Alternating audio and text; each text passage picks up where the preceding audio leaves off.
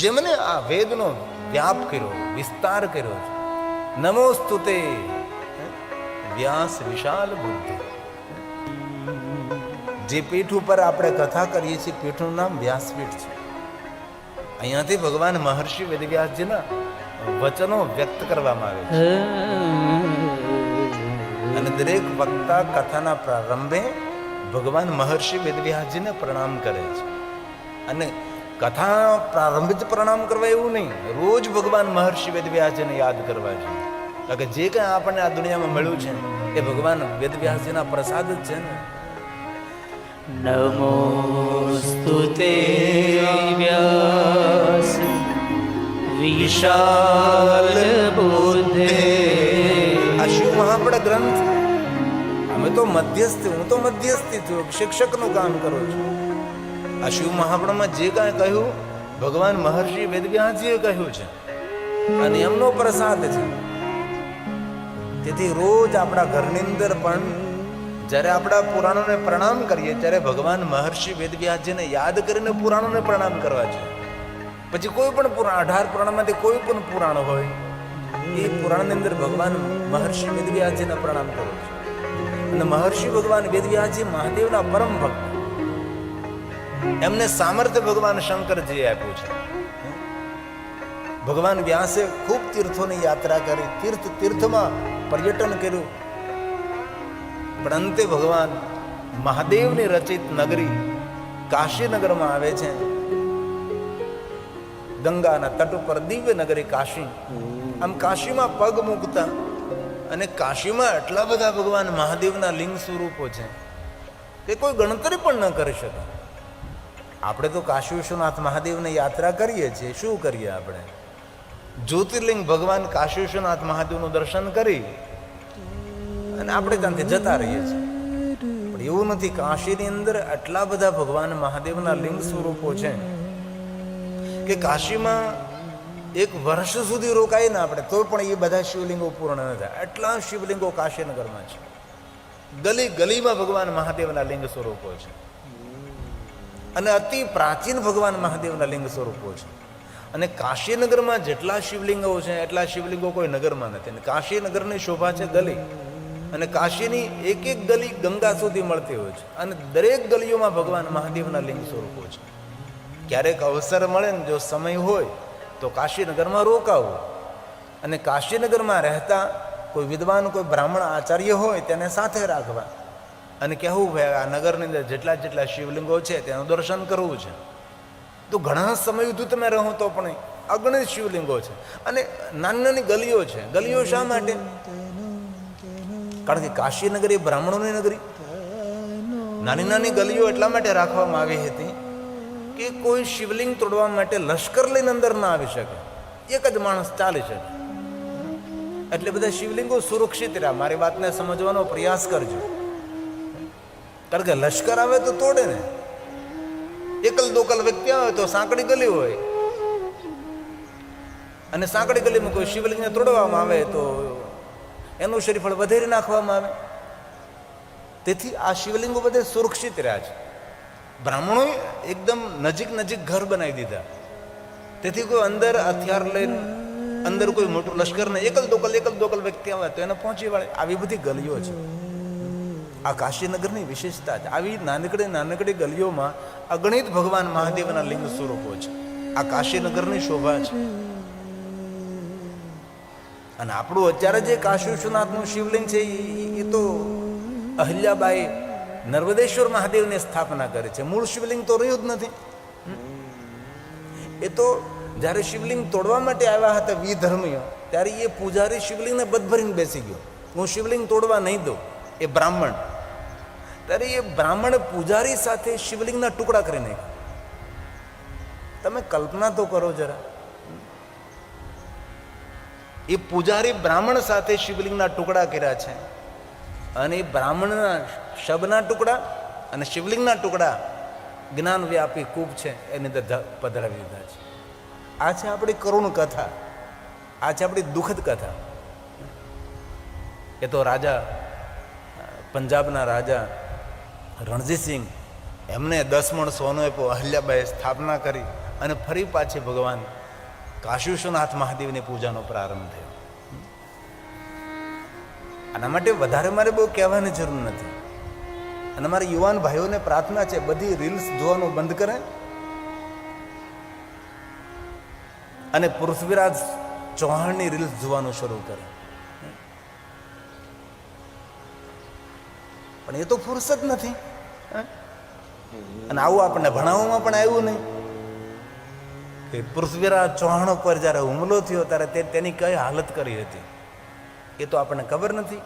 ઇતિહાસ સાંભળવો નથી, ઇતિહાસ વાંચવો નથી. અને બહેનોને પણ પ્રાર્થના છે, અન્ય રીલ્સ જોવાનું બંધ કરે અને મહાન શિવ ભક્ત અહલ્યાબાઈની રીલ્સ જોવાનું શરૂ કરે.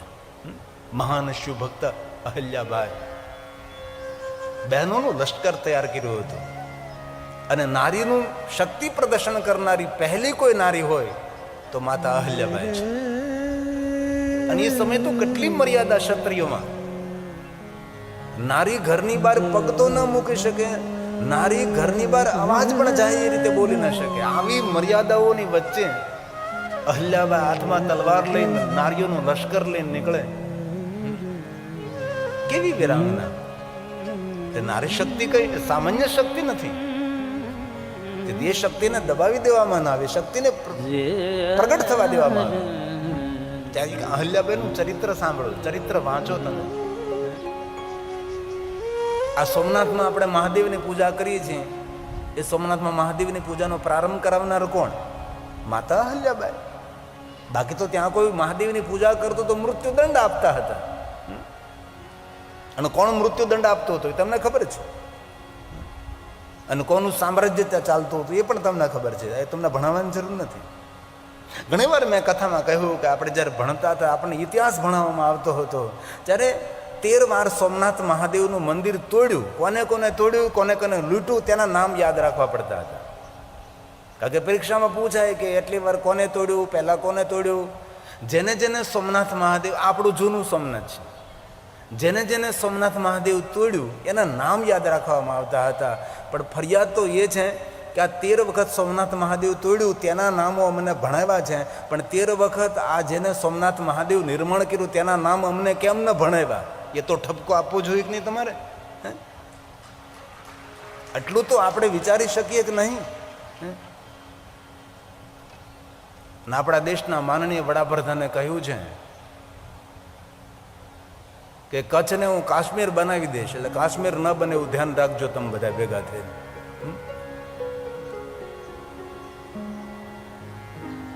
વર્ષો પહેલા હું દયાપર કથા કરવા ગયો. દયાપર કોટેશ્વર જવા માટે દયાપરથી ચાલવું પડે.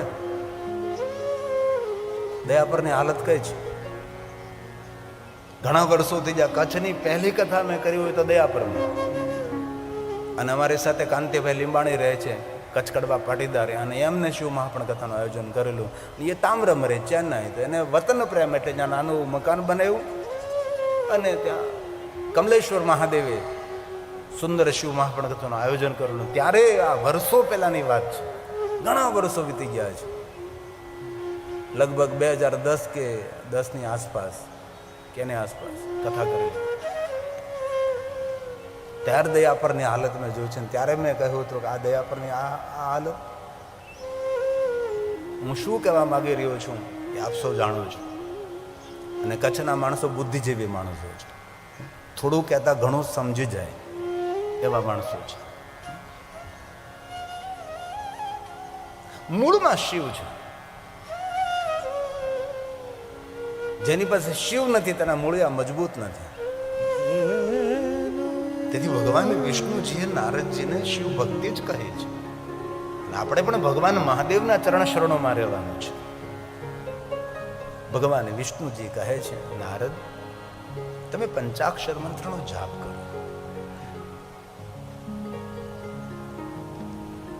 તાપત્રય હરમ. પંચાક્ષર મંત્ર આધિ વ્યાધિ ઉપાધિને દૂર કરનારો મંત્ર છે. અને પછી ભગવાન વિષ્ણુજીએ કહ્યું કે નારદજી તમે ભગવાન મહાદેવની ભક્તિને દ્રઢ કરવા માટે મહાદેવને જ કથાનું શ્રવણ કરો. કારણ જેની વાત સાંભળીએ તેને આપણને ભક્તિ થાય. જેનું વ્યાખ્યાન સાંભળીએ તેના પ્રત્યે આપણને ભાવ થાય. કોઈ સંપ્રદાય હોય તો તેના સંપ્રદાયની ખૂબ વાતો સાંભળાવે, હાચા ખોટા ચમત્કારો કહે, ઉપજાવી કાઢીને વાતો તમને સમજાવે, પ્રભાવિત કરે, તમને લાલચમાં નાખે, લોભમાં નાખે, ચમત્કારોની વાતો કરે અને આપણે તેની વાતોથી પ્રભાવિત થઈએ ને આપણે તે સંપ્રદાય કે તે વિચારને આપણે ધારણ કરીએ. તેથી ભગવાન વિષ્ણુજીએ નારદજીને કહ્યું કે મહાદેવની ભક્તિ દ્રઢ કરવા માટે તમારે ભગવાન મહાદેવની કથાનું શ્રવણ કરવું. નારદજી વિષ્ણુ ભગવાનને પૂછ્યું કે મને મહાદેવની કથા કોણ કહે? ત્યારે વિષ્ણુ ભગવાનને કહ્યું કે મહાદેવની કથા સાંભળવા માટે બ્રહ્મલોકમાં જાઓ ને તમારા પિતા બ્રહ્માજી તમને મહાદેવની કથા કહેશે. અને આ નારદજી ભગવાન વિષ્ણુજીના કહેવાથી બ્રહ્મલોકમાં આવે છે અને પિતા બ્રહ્માજીને વિનંતી કરે છે કે મને મહાદેવની કથા સંભળાવો. અને બહુ આદર અને શિષ્ટાચાર સાથે પ્રણામ કરે છે, સાષ્ટાંગ પ્રણામ કરે છે, દંડવત પ્રણામ કરે છે. અને ક્યારે શિવાલય જાઓ તો દંડવત પ્રણામ કરવા. મહાદેવને દંડવત પ્રણામ કરવાથી એ મનુષ્ય યમના દંડમાંથી મુક્ત રહે છે. તેથી ભગવાન મહાદેવને દંડવત પ્રણામ કરવા, પણ દંડવત પ્રણામ પુરુષોએ કરવાનું, બહેનોએ નહીં કરવા. બહેનોએ કોઈ દેવતાઓને, મહાદેવને કે સદગુરુને કોઈને દંડવત પ્રણામ નારી શરીરે નહીં કરવા. કારણ કે આપણી સનાતન પરંપરાની અંદર દંડને પાત્ર પુરુષ છે, નારી દંડને પાત્ર નથી. તેથી બહેનોએ દંડવત ન કરવા, પ્રણામ સૌને કરવા, સાષ્ટાંગ પ્રણામ કરી શકો છો, પણ દંડવત પ્રણામ બહેનોએ ન કરવા. કારણ કે નારી શક્તિની મહાનતા સનાતન ધર્મની અંદર બહેનોને ખૂબ મહાનતા આપી છે, સ્ત્રીને, નારીને ખૂબ શ્રેષ્ઠતા આપી છે. આપણે ક્યારે શિવાલયમાં જઈને શિવાલયમાં જોયું હોય તો શિવજી તો નીચે બિરાજે છે, પણ માતા પાર્વતીનું સુંદર ઊંચું આસન છે. અને શંકર ભગવાન તો નંદી પર બિરાજે છે અને માતા ભવાની તો સિંહ પર બિરાજે છે.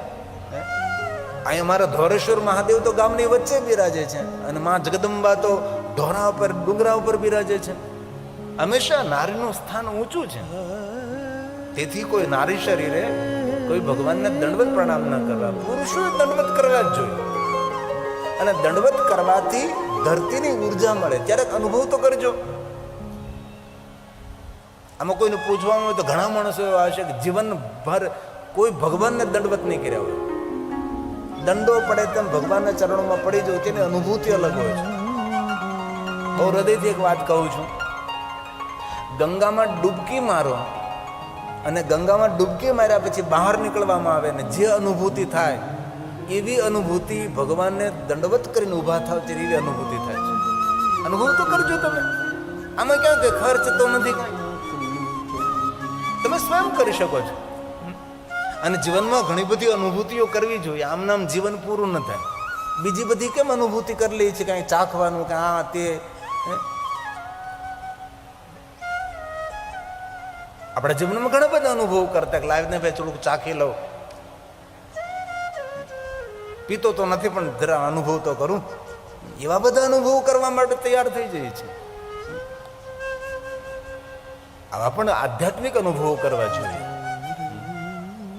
ક્યારે ઉપવાસ કરીએ તો ઉપવાસનો કેવો અનુભવ થાય છે. અને આજે તો લગભગ બધાનો ઉપવાસ હશે ને, કારણ કે આ તો એકાદશી છે. અને આજના દિવસે તો અન્ન ગ્રહણ કરાય જ નહીં. બોલો, આજના દિવસે તો અન્ન ન ખવાય. આજે એકાદશી 11 છે. આજે લગભગ સૌને ઉપવાસ હશે, લગભગ સૌને નહીં, ભાગ્યે જ કોકને હશે. આપણે એકાદશીનો ઉપવાસ નથી કરી શકતા તો આપણી પાસેથી આપણે કઈ અપેક્ષા રાખવાની? અને ઉપવાસ કરવાથી આપણે અલગ અનુભૂતિ થાય છે. તેથી આજના દિવસે દરેક માણસે ઉપવાસ કરવો જોઈએ. ઉપવાસ ન કરી તો કમસે કમ આપણે થોડુંક ફલ આહાર કરીએ. ફલ આહાર કરે સંતોષ ન થાય તો ફરાળ કરીએ, પણ એ ઓછું. ધન્ય એકાદશી, આજે મારી એકાદશીનો ઉપવાસ એક અનુભૂતિ હોય છે. જઠરાગ્નિને પણ એક દિવસે રજા આપવી જોઈએ, છૂટી રાખવી જોઈએ.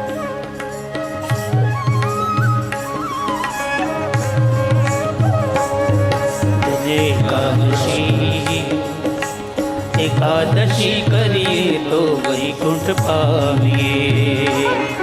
ધન્ય એકાદશી, એકાદશી કરીએ તો વૈકુંઠ પામીએ. મારે એકાદશીનું વ્રત કરવું છે, મારે ધ્યાન હરિનું ધરવું છે. મારે એકાદશીનું વ્રત કરવું છે, મારે ધ્યાન હરિનું ધરવું છે. મારે વૈકુંઠમાં જઈ ધરવું છે, મારે વૈકુંઠમાં જઈ ધરવું છે.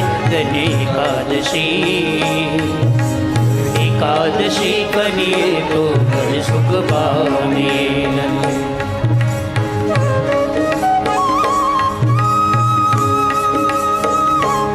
વિષ્ણુ ભક્તો એકાદશી કરે, મહાદેવના ભક્તો ત્રયોદશી કરે. એકાદશી પણ બે આવે, એક શુક્લ પક્ષની એકાદશી આવે અને એક કૃષ્ણ પક્ષની એકાદશી આવે. ત્રયોદશી પણ બે જ આવે છે. શુક્લ પક્ષની ત્રયોદશી આવે છે, કૃષ્ણ પક્ષની ત્રયોદશી આવે છે. મહાદેવના ભક્તોએ ત્રયોદશીનું વ્રત કરવું છે. ભલે શુક્લ પક્ષની ત્રયોદશી ન કરી શકો, પણ કૃષ્ણ પક્ષની ત્રયોદશી તો કરવી જ જોઈએ. ત્રયોદશી વ્રત કરે હંમેશા, તાકે તન નહીં રહે કલેશા. જીવનમાં કોઈ કલેશ ના રહે. કૃષ્ણ પક્ષની ત્રયોદશી હોય ત્યારે નિર્ણય લેવાનો કે આજે મારે ભોજન નથી કરવા. વ્રત એટલે એક નિયમ, એક પ્રતિજ્ઞા. આજના દિવસે હું અન્ન ગ્રહણ નહીં કરું. અને કોઈ પણ માણસ કરી શકે છે, એવું થોડું કહ્યું છે. ભગવાનના વ્રતો કરવાનો દરેકને અધિકાર છે. તેથી મહાદેવના ભક્તોએ ત્રયોદશી કરવી જોઈએ. ત્રયોદશીના દિવસે ઉપવાસ કરવો, નિરાહાર રહેવું, જીતેન્દ્રિય રહેવું અને ત્રયોદશીના દિવસે મૌન રહેવાનો ખૂબ મહિમા છે. ત્રયોદશી વ્રત એ મહાશિવરાત્રિએ પૂર્ણ થાય છે. 12 મહિનાની ત્રયોદશી કરવી અને ત્રયોદશીના દિવસે ભલે સવારે આપણી પાસે સમય ન હોય, બપોરે આપણી પાસે સમય ન હોય, તો ત્રયોદશીના દિવસે સંધ્યા સમયે શિવનું દર્શન કરવાનો મહિમા છે. અને ત્રયોદશીના દિવસે સંધ્યા સમયે જો યોગ્ય હોય તો દીપમાલા પ્રજ્વલિત કરવી. આપણે તો શ્રાવણ મહિનો આવે ત્યારે સોમવારે દીપમાળા કરીએ. એવું શા માટે ભાઈ? જેવી રીતે પવિત્ર શ્રાવણ માસની અંદર સોમવારે દીપમાળા તમે કરો છો, એવી રીતે મહિનાની કૃષ્ણ પક્ષની ત્રયોદશીના દિવસે પણ શિવાલયોમાં દીપમાળા થવી જોઈએ. ભગવાન શિવજીના શિવાલયમાં દીપમાલા આપણા જ્ઞાનને પ્રજ્વલિત કરે છે, આપણા જ્ઞાનને જાગૃત કરે છે. ક્યારેક તો દીપમાળા કરી 108 દીવા પ્રગટ કરી. પણ સોમવાર હોય ત્યારે પણ માણસોને ગોતવા નીકળવા પડે છે કે આજે કોના તરફથી આપણે દીપમાળા કરશું. ત્યારે ગામમાં કોઈ એકાદ 2 માણસો એવા હોય કે એમ કહે, પૂજારી બાપા અમારા તરફથી દીપમાળા કરજો તમે. પછી રૂ આપે, એ દિવેલ આપે અને પૂજારી આખો દિવસ મહેનત કરે, બત્તી બનાવીને વ્યવસ્થા કરીને સાંજે પછી આરતીના સમયે દીપમાળા પ્રજ્વલિત કરે. આ દીપમાળા કરવાનો પણ મહિમા છે. એકાદશીનું વ્રત કરવું જોઈએ, ત્રયોદશીનું વ્રત કરવું જોઈએ. સોમવાસરે નિશી ભોજન, સોમવારે પણ નિરાહાર રહેવું જોઈએ અને સંધ્યા સમયે ભગવાન મહાદેવનું દર્શન કરીને અને અલ્પાહાર કરવો જોઈએ. આજે સોમવારનો મહિમા. તેથી દરેક માણસે કોઈ ના કોઈ વ્રત કરવાથી આપણું મન, આપણું ચિત્ત ભગવાનમાં રહે છે. આપણું કોઈ વ્રત કર્યું હોય તો આપણું ચિત્ત ક્યાં રહે, આપણું મન ક્યાં રહે? એ ભગવાનમાં રહે કે આજ મને વ્રત છે. આખો દિવસ આપણા મનના તરંગો ભગવાન સાથે જોડાયેલા, એટલા માટે વ્રતનો મહિમા છે. બ્રહ્માજી કહે છે, નારદ બિરાજો, હું તમને મહાદેવની કથા કહું. અરે જે પિતા બ્રહ્મા પોતાના પુત્ર નારદને ભગવાન મહાદેવની કથા કહે છે અને શિવ કથાનો પ્રારંભ થાય છે. કેટલું સુંદર દિવ્યતા ભરેલું લાગે. પિતાની વાત દીકરો બેઠો બેઠો સાંભળતો હોય, એ ઘર, એ વ્યવહાર કેટલો સુંદર રૂડો લાગે. અત્યારે તો બાપ દીકરાના વચ્ચે હામાં ઊભો રહેવાનો અવસર નથી. દીકરો બેઠો તો બાપ હામાં ઊભો રહે ને બાપ હોય તો દીકરો. કે કેવા આપણા વ્યવહાર કથળાઈ ગયા છે. ઘણી જગ્યાએ બાપ દીકરો સાથે બેઠા બેઠા મીઠી ને મધુર વાતો કરતા હોય ત્યારે એમ લાગે કે કલયુગ નથી, આ સતયુગ છે. અમે ઘણી બધી કથાઓ પણ એવી કરી કે બાપ દીકરો બેઠા બેઠા સાથે બેઠા બેઠા કથાનું શ્રવણ કરે કેવું સરસ લાગે. અને દરેક યુવાને યાદ રાખવાનું છે, આપણા માટે કોઈ પ્રગટ મહાદેવજીનું સ્વરૂપ હોય તો પિતા જ હોઈ શકે છે. પિતાથી મોટા ભગવાન કોણ? માએ તો કાખમાં ઉપાડ્યા છે અને પિતાજી તો કંધા પર ઉપાડ્યા છે. પિતાજી કાખમાં ના બેસાડે, પિતાજી પોતાના કંભા પર બેસાડે. આપણે એનું માથું પકડીને બેઠા છે. આમાં ઘણાના અવસર મેળવ્યો છે કે મેળા મંડપ જોવા ગયા હોય, કોઈ જગ્યાએ ચાલતા ચાલતા જવાનો હોય તો પિતા છે એ પોતાના ખંભા પર પોતાના દીકરાને બેસાડે છે. અને બાપ શું કહે, બેટા મારું માથું પકડી રાખજે. અને બે હાથથી આપણે બાપાની પાઘડી અથવા બાપના વાળ પકડી રાખે. આવો આપણે નાનપણમાં સૌનો અનુભવ થયો છે. એ પિતા છે. તેથી બહુ હૃદયથી કહું છું, આપણા વ્યવહારથી, આપણા વર્તનથી અને આપણા જીવનથી જો આપણો પિતા પ્રસન્ન હોય તો સમજી લેવું કે જીવનમાં આપણે સફળ છીએ. અને ધન સંપત્તિ, વૈભવ હોય, પદ પદવી હોય, પણ આપણા વ્યવહારથી આપણા પિતા જો પ્રસન્ન ન હોય, આપણા પિતા રાજી ન હોય તો સમજી લેવું ધન સંપત્તિ પદ પદવી હોવા છતાં આપણે જીવનમાં સફળ નથી. સફળ પુરુષ કોને સમજવું? જમીન જાગીર પદ પદવી ધન સંપત્તિ નહીં. સંસ્કાર સંપન્ન એનો વ્યવહાર એ જીવનની મોટી સફળતા છે. માના ગુણ તો સૌ ગાય છે કે ભાઈ માના ઋણમાંથી કોઈ મુક્ત ન થઈ શકે. તો માના ઋણમાંથી મુક્ત ન થઈ શકે તો પિતાના ઋણમાંથી મુક્ત થઈ શકાય? બાપના ઋણમાંથી મુક્ત થઈ શકાય? માએ રોટલો ઘડીને ખવડાવ્યો પણ બાપ કમાઈને લાવ્યો ત્યારે માએ ઘડ્યો ને. તેથી આપણા આખા પરિવારનું ભરણ પોષણ કરનારા આપણો પિતા છે. આપણા આખા કુટુંબનો તારણહાર પિતા છે. પિતા પ્રત્યેનો ભાવ ગીત છે. પિતા પ્રત્યેનો ભાવ વ્યક્ત કરવાનું એક સુંદર ગીત છે. બહુ સુંદર શબ્દોથી કંડારેલું છે. ગુજરાતીમાં છે કે પિતાનું કેટલું યોગદાન છે આપણા જીવનમાં, તેનું સુંદર શબ્દ ચિત્ર કોઈ કવિએ પ્રસ્તુત કર્યું છે. સુંદર છે. કુટુંબના તારણહાર એવા પૂજ્ય પિતાને કુટુંબનું ભરણ પોષણ કરે છે. કેટલા લાડ લડાવ્યા છે. અને બાપના અરમાનો કેટલા હોય. બધા હું ભણી નથી શીખ્યો પણ મારો દીકરો ભણવો છે. સારી સ્કૂલમાં આપણને એડમિશન અપાવે. પિતા પોતે સાદો મોબાઈલ વાપરે, સારો સ્માર્ટ મોબાઈલ પોતાના દીકરા દીકરીઓને આપે કે મારો દીકરો ભણે, મારી દીકરી ભણે. અને ગામડામાં રહેતા માણસોને મારી ખૂબ પ્રાર્થના છે, દીકરા દીકરીનું ભણાવવા જોઈએ. આવા અંતરિયાળ ગામડાઓમાં આપણે ફરીએ ત્યારે આપણને એમ થાય કે વાડીઓમાં રહેતા દીકરા દીકરીઓ ક્યાં ભણવા જતા હશે? એમની રહેણી કહેણી કેવી હશે? એનો વ્યવહાર કેવો હશે? એની ખાણીપીણી કેવી હશે? અને જ્યાં સુધી ભણતર નહીં વધે ને ત્યાં સુધી જીવનમાં કોઈ પ્રકારે આપણે સમાજની વચ્ચે પ્રકાશિત નહીં થઈ શકે. ભણતર વધવું જોઈએ. દુઃખ નહીં લગાડતા. બહુ હૃદયથી અમારો દિનેશભાઈ રાઠોડ જ્યારે કથાનું મુહૂર્ત લેવા આવ્યું ને ત્યારે મેં બહુ પગે લાગીને એને કીધું હતું. બહુ વિનંતી, કારણ કે મિત્રતા તેની સાથે, કારણ કે 2013માં એને ઘરે ઉતારો હતો મારો.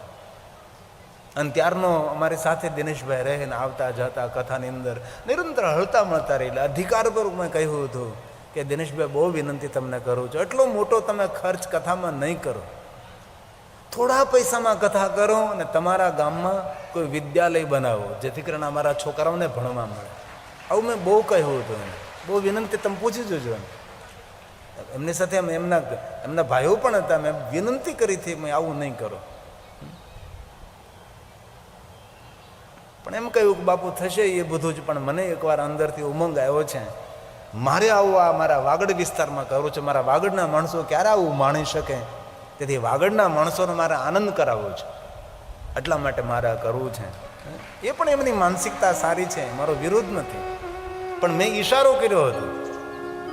કારણ કે કથામાં ઓછો ખર્ચ થાય એવો જ મારો ભાવ હોય છે. મારા જજમાનને ઓછામાં ઓછા પૈસે ભગવાનની કથાનું આયોજન કરી શકે એવો હંમેશા મેં ભાવ રાખ્યો છે. કથાના આયોજક મારા જજમાનને કોઈ ખર્ચ ન થાય, આવો મારો પ્રયાસ હોય છે. જેથી આ વિસ્તારને શિક્ષણની બહુ જરૂર છે, ભણતરની બહુ જરૂર છે. આ વ્યવસ્થાની પણ કોઈ જરૂર છે એવી કે ફરજિયાત છોકરાઓ ભણે. આમ તમે જો, તમારે આમાં તો ટેલિવિઝન અહીં કે નથી હોય તો જોજો. આમાંથી આપણે માણસોને બહાર કાઢવાના છે, તો આપણો સમાજ બગીચામાં ખીલેલા ફૂલ જેવો દેખાશે. જો શિક્ષણ ઉપર આપણે સૌ સાવધાન નહીં રહીએ તો કાંઈ ન થઈ શકે. તેથી આપણને ભણાવ્યા આપણા પિતાએ, આપણને પગભગ કર્યા આપણા પિતાએ, આપણા બાપે કર્યા છે. તેથી આ પિતાના સન્માનમાં થોડી પંક્તિઓ છે. કુટુંબ નારણ એવા પૂજ્ય પિતાને વંદન કરું હજાર મારા વહાલા પિતાને. વંદન કરું હજાર મારા વહાલા પિતાને. પિતા પ્રત્યેનો ભાવ છે. કેટલી સુંદર પંક્તિઓ છે, જરા ધ્યાન દીજીએ. પ્રાણદાતા અન્નદાતા પાલનહાર પિતાજી. આપણા પિતા પ્રત્યેનો ભાવ છે. મા પ્રત્યેનો તો આપણો ભાવ વ્યક્ત હોય જ, પણ પિતા આપણા માટે કમ નથી. આપણે માનું વધારે મહાત્મ્ય જરૂર. માએ આપણને જન્મ આપ્યો છે, માતાનું દૂધ પીધું છે, પણ પિતાની છત્રછાયા, પિતા આપણું કવચ છે, પિતા આપણી ઢાલ છે, પિતા આપણો રક્ષક છે. એ પિતા પ્રત્યેનું આપણું સન્માન છે. તેથી પ્રાણદાતા અન્નદાતા પાલનહાર પિતાજી. પ્રાણદાતા અન્નદાતા પાલનહાર પિતાજી. મારા રોમે રોમે ઋણ છે તારું પિતાજી. તેના શબ્દો પર ધ્યાન દીજીએ, પિતાના માટે છે. મારા